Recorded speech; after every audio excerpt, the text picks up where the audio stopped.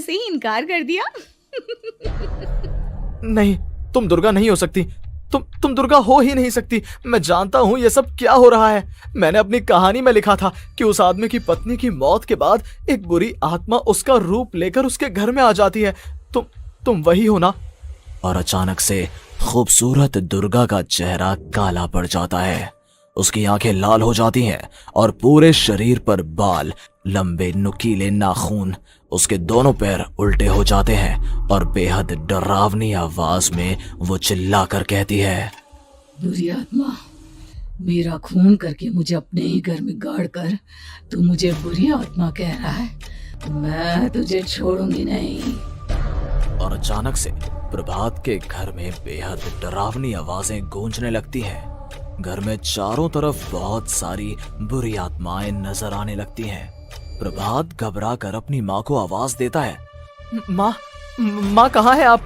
जल्दी आइए माँ, देखिए ना ये सब क्या हो रहा है। प्रभात ने देखा कि अचानक से उसकी माँ कमरे से दौड़ कर आती है। क्या हुआ प्रभात? और ये लोग कौन है?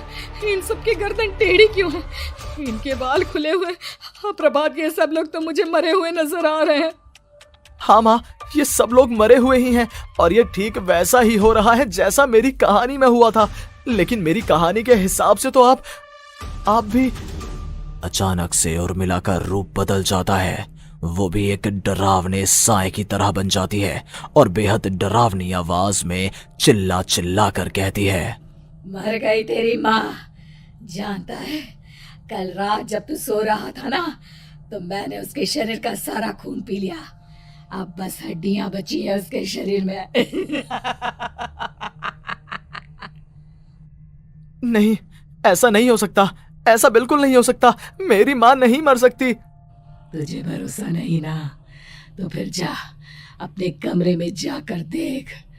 तेरे पलंग के नीचे तुझे तेरी माँ की हड्डियां मिलेंगी। प्रभात दौड़कर अपने कमरे में जाता है और अपने पलंग के नीचे देखता है।